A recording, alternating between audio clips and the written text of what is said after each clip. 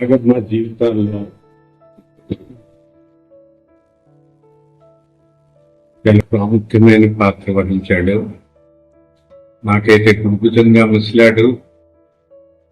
నా స్నేహితుల్లో తోబుట్టువుల్లో ఒకటిగా నాకు బలాన్ని ఇచ్చాడు, ధైర్యాన్ని ఇచ్చాడు. చాలా ప్రేమాభిమానాలతో జీవితాలు నడిచినాయి. 30 ఏళ్ళ పైబడిన బంధుత్వం మాది. స్నేహితుడిగా మొదలైన బంధుత్వం. నా చెల్లెమ్మను ఆయనకి ఇవ్వడం ద్వారా ఎక్స్టెండెడ్ కుటుంబాలకి ఎంతో ఆదరణ, తృప్తి కల్పించాడు. మా అందరికన్నా వయసులో చిన్నవాడు. మాకందరికి బలంగా ఉంటానని, ముఖ్యంగా నన్ను ధైర్యపరుస్తా ఒక్క వారం రోజుల క్రితం టెలిఫోనికల్లీ మాట్లాడాడు. ఎంతో ఆదరణగా మాట్లాడాడు. అలా ఆయన స్వరం వినలేకపోయాను. అయితే మా మెమరీస్లో ఎప్పటికీ మరువలేని విధంగా తన స్థానాన్ని క్రియేట్ చేసుకున్నాడు.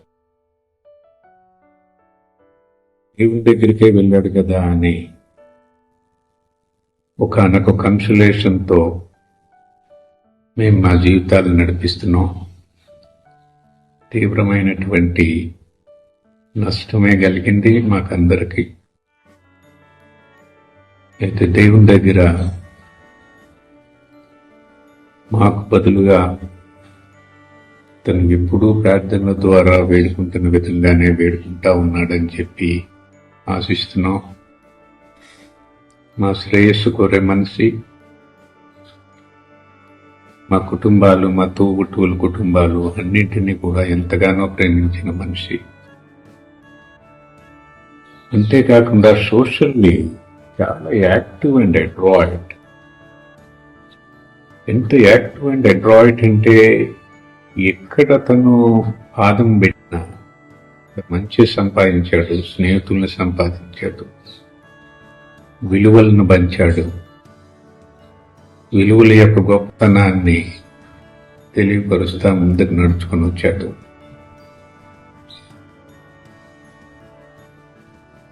మేము ఒక ఆప్తుడిని శరీర రూపంలో కోల్పోయాం. కానీ దేవుని దగ్గర నుండి ఆయన మా క్షేమ సమాచారాలు గమనిస్తూ ఉంటాడు. దేవునికి విన్నపాలు చేస్తానే ఉంటాడు అనే విశ్వాసం మాకందరికీ ఉంది.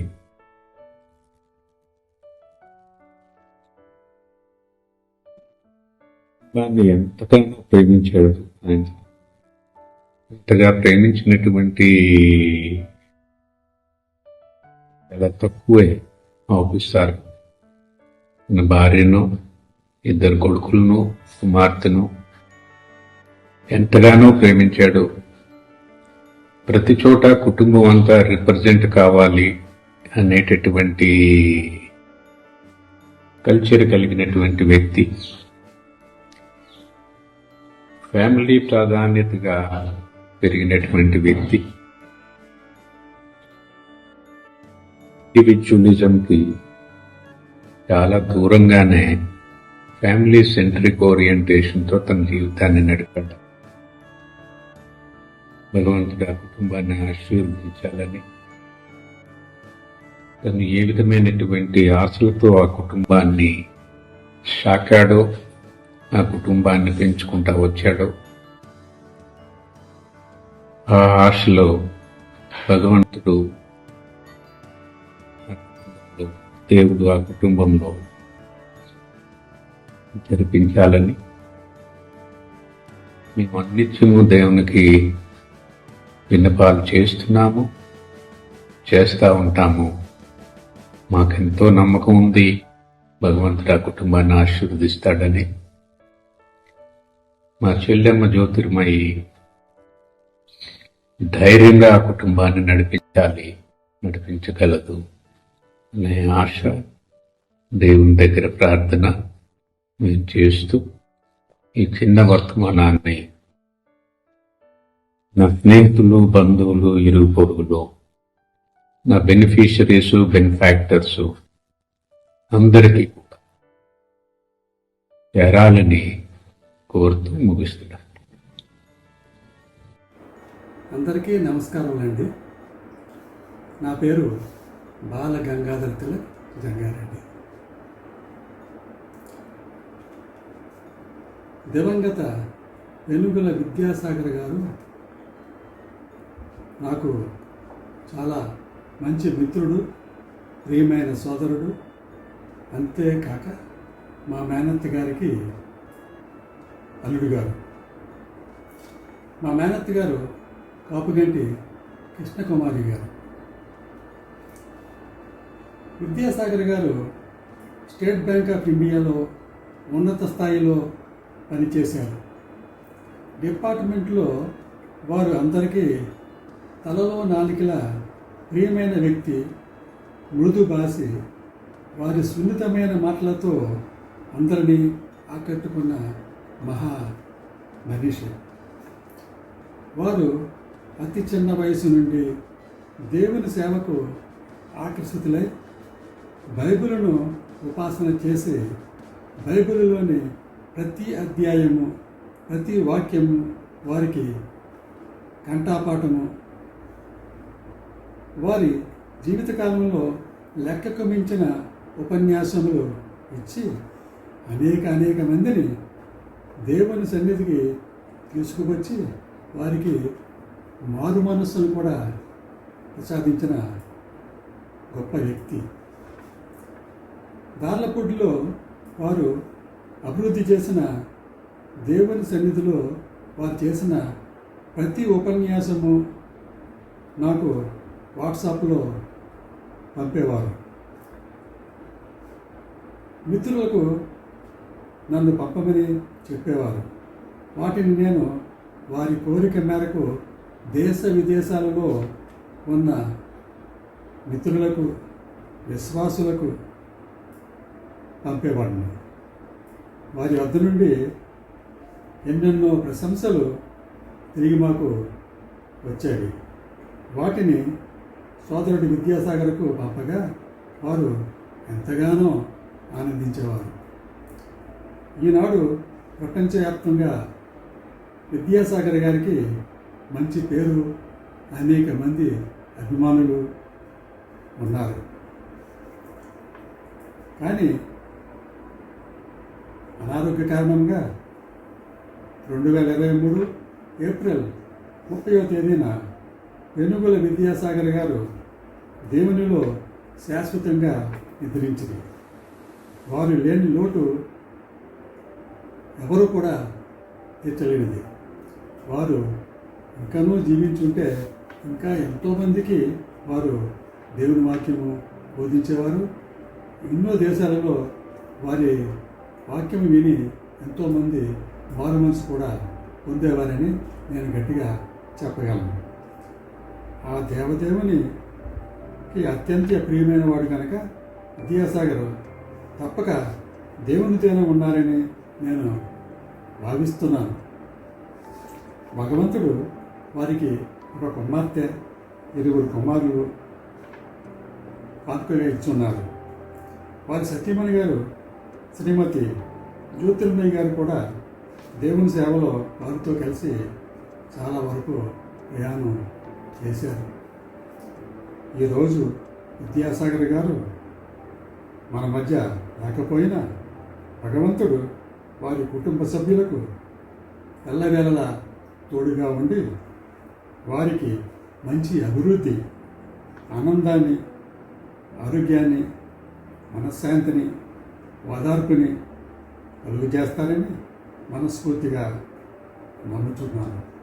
ఈరోజు వారి జ్ఞాపక కూటమి దార్లపూడిలో జరుగుతున్న సందర్భంగా నా మిత్రుడు విద్యాసాగర్ని ఉద్దేశించి ఈ నా అభిప్రాయాన్ని మీ అందరికీ కూడా ఈ చిన్న వీడియో ద్వారా తెలియపరుచుకుంటున్నాను.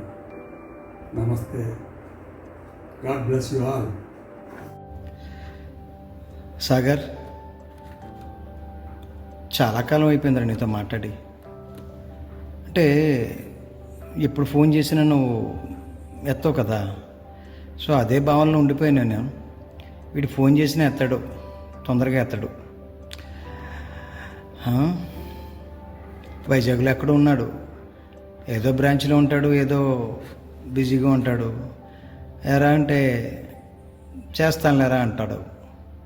సో అప్పుడే 1 year అయిపోయింది. నువ్వు నా కాల్ని రిసీవ్ చేసుకోలేదు, వాడు ఏదో బిజీలో ఉన్నాడులే అని అనుకునే నేను అలాగే అనుకుంటున్నాను రా. నన్ను అలాగే ఉండని, ఎందుకంటే అప్పుడే నువ్వు 1 year అయిపోయిందంటే I'm not believing it. Of course I cannot believe it. ఎప్పుడు నువ్వు ఇక్కడే ఉంటావు, నేను బిలీవ్ చేసేది అదే. సో ఎక్కడైనా కానీ హ్యాపీగా ఉండు. ఎందుకు హ్యాపీగా ఉంటావులే, కాకపోతే ఏంటంటే ఇక్కడ నీకు లైవ్లో ఉన్న నీ టీచింగ్సు, నీ ప్రేయర్సు ఇక్కడ చేసేవాడివి, ఇప్పుడు అక్కడ జీసస్ సమక్షంలో చేస్తావు అంతే. అందరూ కూడా అక్కడ నీలాంటి వాళ్ళు ఉంది, అందరూ కలిసి సరదాగా ప్రే చేస్తున్నారు for your family, for the society. So please pray for all and we remembering every time everlasting. Sagar, a lovable name to the SBI and to all of us. It's a great loss to all of us. It's all of us. It's a great loss. But still I am remembering and still I am believing that you are in Vizag. We lost a good friend. I personally lost a good friend. Amen. Thank you. మన జీవితంలో మన చుట్టుపక్కల ఉన్న పరిస్థితులను బట్టి కానీ, మనుషులను బట్టి కానీ, ముఖ్యంగా బంధువర్గంలో ఉన్న బంధువులను బట్టి కానీ దేవుడు అనేక మేలులు చేసుకుంటూ వస్తుంటారు. ముఖ్యంగా నా జీవితంలో సాగర్ బాబాయ్ ద్వారా ఎన్నో మేలులు, లెక్క పెట్టలేని మేలులు దేవుడు చేసుకుంటూ వచ్చి ఉన్నారు. I believe is an instrument of God. మనము ముఖ్యంగా నా జీవితంలో, నా వ్యక్తిగత జీవితంలో నేను యవనస్తుడిగా ఉన్నప్పుడు ఆయనతో దేవుని వాక్యంలో గడపటం, దేవుని వాక్యం గురించి చర్చించుకోవటం, ముఖ్యంగా ప్రశ్నలు అడిగి తెలుసుకోవటం, మంచి జ్ఞానము, పైగా ఆయన జీవితాన్ని మనం చూసినప్పటికైతే ఎంతోమందికి మేలు చేసిన వారుగానే ఉన్నారు కానీ, శ్రమ పొంది మేలు చేసిన వారుగానే ఉన్నారు కానీ, క్రీస్తును బట్టి శ్రమ పొంది మేలు చేసిన వారుగానే ఉన్నారు కానీ కీడు చేసిన వారుగా ఎవరూ ఉండరు. బహుశా ఒక విషయం చెప్పుకోవాలంటే, నేను హెబ్రోను వాడిని, లేకపోతే నేను పెంతెకోస్తు వాడిని, లేకపోతే నేను ఈ సంఘానికి చెందిన వాడిని, బాప్టిస్ట్ సంఘానికి చెందిన వాడిని, మెథడిస్ట్ సిద్ధాంతాన్ని అనుసరించేవాడిని అనుకుని అలాగా బ్రతికే మనకి, ఇటువంటి మనిషి నేను క్రీస్తు వాడిని, క్రీస్తును బట్టి ఎటువంటి సహోదరుడైనా సరే అంగీకరించే మనస్సును ఈయనలో మనం చూడటం అనేది చాలా ముఖ్యమైన విషయంగా మనము గుర్తుపెట్టుకోవాల్సింది.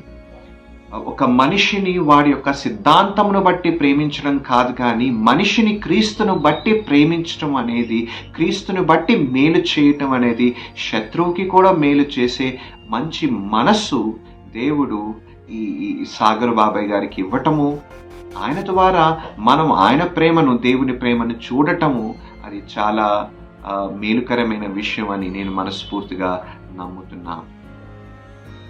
క్రీస్తు ఎటువంటి శ్రమ పొందుతూ శ్రమను ధరించుకొని ఆయుధంగా ధరించుకొని జీవించి ఉన్నారు. ఈయన కూడా మేలు చేస్తూ కూడా ఆయన శ్రమ పొందిన అనేక సందర్భాలు మనం చూస్తూ వస్తుంటాం. సంఘ జీవితంలో కానీ, లేకపోతే వ్యక్తిగత జీవితంలో కానీ, లేకపోతే ఉద్యోగ జీవితంలో కానీ ప్రతి మనిషికి మేలుకరంగా ఉండటమే మనం చూస్తుంటాం. నేను ఇంకా ఆయన మన మధ్యలో లేరు అన్న విషయాన్ని మనకి తెలుస్తుంది, కానీ ఇంటలెక్చువల్లీ ఆయన మన మధ్యలో లేకపోవచ్చు. కానీ దేవుని యొక్క మనస్సును బట్టి ప్రభువునందు నిద్రించు వారు ధన్యులని వాక్యం సెలవిచ్చిన ప్రకారము ఆయన ప్రభువులో ధన్యుడిగా ఉన్నాడన్న మాటను మళ్ళీ నేను తిరిగి ఆయన చూస్తానని నిరీక్షణ నాకు ఎప్పటికీ కలిగి ఉంటుంది. కాబట్టి సంఘస్థులైతే, లేకపోతే మా పిన్నైనా సరే, లేకపోతే వారి పిల్లలైనా సరే, క్రీస్తు తండ్రిగా, క్రీస్తు యొక్క ప్రభావము, క్రీస్తు యొక్క కృప నిండుగా ఈ కుటుంబానికి ఉంటుందని మనస్ఫూర్తిగా ఈ మాటలతో నేను శుభములు పలుకుతున్నాను. Sagar, one of the most fabulous and beautiful human being inside and outside. What a sad, untimely departure from his journey. Sagar, where are you? Our family and my friends are send you good wishes and prayers. A journey of internal make you to admiring as you like and make enjoy and peaceful journey. Thank you. Vidyasagar అంటే ఒక సామాన్యమైనటువంటి మనిషి అంటే దానికి నేను అంగీకరించను. ఎందుకంటే తన యొక్క మహోన్నతమైనటువంటి లక్షణాలు అటువంటి. తను ప్రేమ అనేటటువంటి ఒక శక్తిని అందరికీ పంచి అందరి హృదయాల్లోని చిరస్థాయిగా నిలిచిపోయాడు. ఇప్పుడు అటువంటి మనిషిని నేడు దూరం చేసుకోవడం అనేది మా దురదృష్టంగా భావిస్తున్నాను. ఎందుకంటే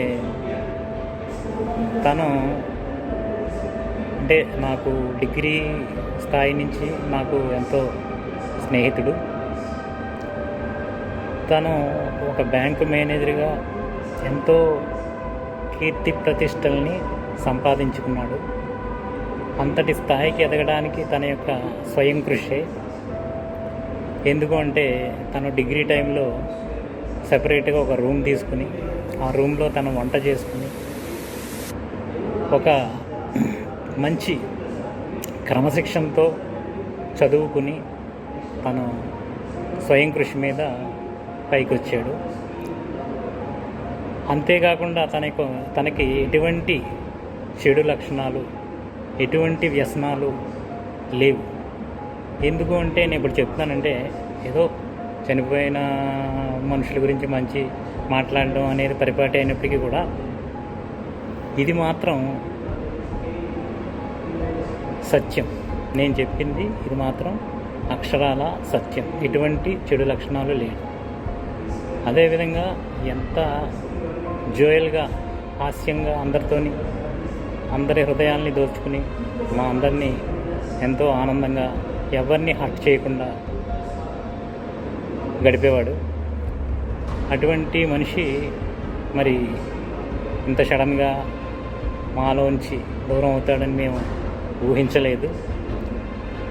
సో ఈ సందర్భంగా ఒక చిన్న తను ఏ విధంగా ఆట పట్టించేవాడంటే నన్ను చిన్న విషయం, అరే నువ్వు అక్షరాభ్యాసం నుంచి స్కూల్కి వెళ్తున్నావు, ఇప్పటికీ అదే స్కూల్కి వెళ్తున్నావు, ఇప్పటికీ ప్రిన్సిపాల్కి భయపడుతున్నావు అంటాడు. ఎందుకంటే నాది టీచింగ్ ప్రొఫెషన్. సో అందుచేత సేమ్ ఎన్విరాన్మెంట్. వేరే జాబ్స్ అయితే స్కూలింగ్ అయిన తర్వాత వాళ్ళ యొక్క వృత్తి మారుతూ ఉంటుంది.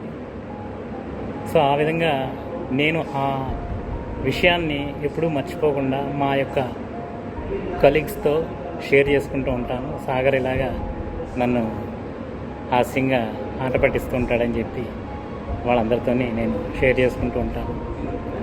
సో అదేవిధంగా తను ప్రతి మనిషితోని కూడా ఎంతో ప్రేమని పంచడంలోని, సంతోషాన్ని పంచడంలోని మరి వాళ్ళందరి హృదయాల్ని దోచుకున్నాడు.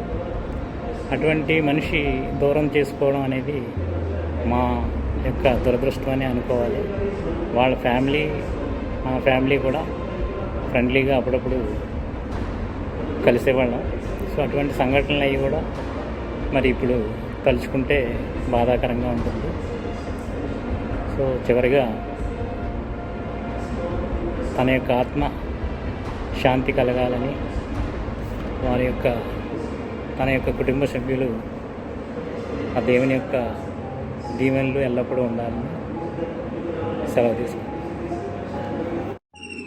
విద్యాసాగర్ నేను హై స్కూల్ నుండి క్లాస్మేట్స్ నుండి తర్వాత అబ్బాయి లేడనే లోటు నేను జీర్ణించుకోలేకపోతున్నాను. గత సంవత్సరం అయినా కూడా ఉన్నాడనే ఆశతో జీవిస్తున్నాం. స్టేట్ బ్యాంక్ ఎక్కడ కలిసినా లోపల సాగర్ ఉన్నాడని అనుకుంటున్నాను. నాకు హౌస్ లోన్ విషయంలో చాలా హెల్ప్ చేశాడు. అప్పుడు సతమతం అవుతున్నాం, లోన్ రాదు అలా ఇలా అంటే నేను ఉన్నాను నీకు ఎందుకని ఇమీడియట్గా చేయించాడు. అలాగే సాగర్ కుటుంబ సభ్యులతో కూడా నాకు సన్నిహిత సంబంధం ఉంది. ఏ విషయమైనా సరే కలిసి చర్చించుకునేవాళ్ళం. అదే ఉద్యోగం చేస్తూ కూడా సాగర్ బయట దేవుని సేవ చేస్తూ అందరికీ చాలా అందరి అభిమానాలని పొందాడు. సాగర్ లేని విషయం మేము ఇప్పటికైనా జీర్ణించుకోలేకపోతున్నాము. ముఖ్యంగా సాగర్ కుటుంబ సభ్యులందరికీ నా ప్రగాఢ సానుభూతిని తెలియజేస్తూ వారి ఆత్మకు శాంతి కలగాలని కోరుకుంటున్నాను.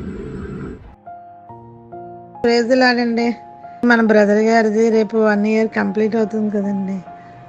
ఎంతో బాధగా ఉందండి ఈ విషయంలో మాత్రం.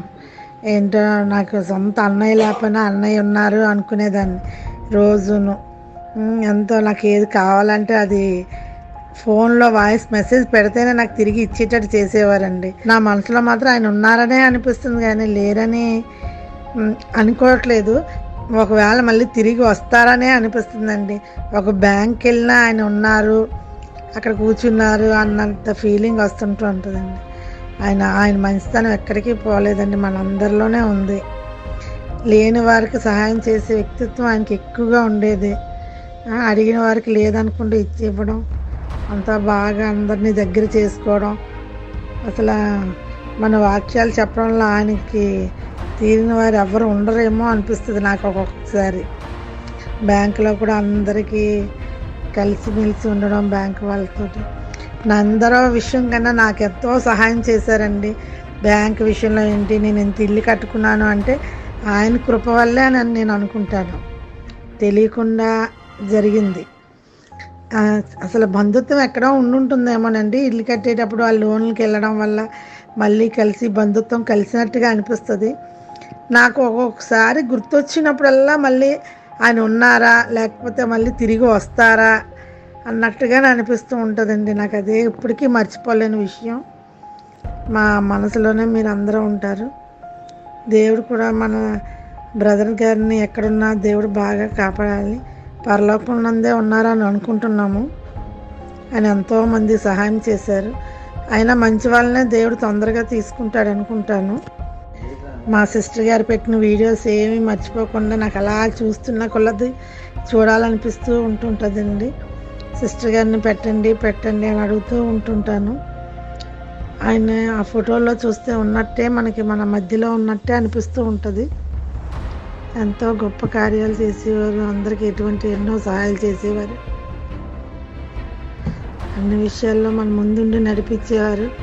లాస్ట్ ఇయర్ సమ్మర్లో మా మదర్కి ఏసీ లేదు అని ఎంతో బాధపడుతున్నాము. కొనడానికి వెళ్తుంటే ఏసీలు ఎక్కడ దొరకపోవడంతో మా బ్రదర్ గారికి నేను ఇలా వాయిస్ మెసేజ్ ఒకరోజు పెట్టాను. బ్రదర్ గారు, అమ్మకి ఏసీ కొనాలనుకుంటున్నాను, ఏసీ లేదండి, ఎక్కడికి వెళ్ళినా దొరకట్లేదండి అంటే 2 నిమిషాల్లో నా వాయిస్ మెసేజ్ చూసి మళ్ళీ ఆయన మళ్ళీ నాకు ఆయన ఒక షాప్ నెంబర్ ఇచ్చి ఆ షాప్లోకి మీరు వెళ్ళండి, ఈ పేరు చెప్పండి, వాళ్ళు వెంటనే వేసి తీసుకొస్తారు, మీకు ఇన్స్టాలో ఒక్క ఫోటోలో చేసేస్తారని అన్నారని. ఆ విధంగానే మా మదర్ గారికి ఏసీ ఫిట్ చేయించారండి. ఏ పని అడిగినా ఒక్క ఫోటోలో చేసేవారండి. అంత మంచిగా మనకి ఏది కావాలంటే అది చేస్తూ ఉండేవారు. అందరిలోనూ ఆయన అభిమానంగా ఉండిపోయారు. ఆయన మనకి కలిసిమెలిసి ఎప్పుడూ నవ్విస్తూ ఉంటూ ఉండేవారు.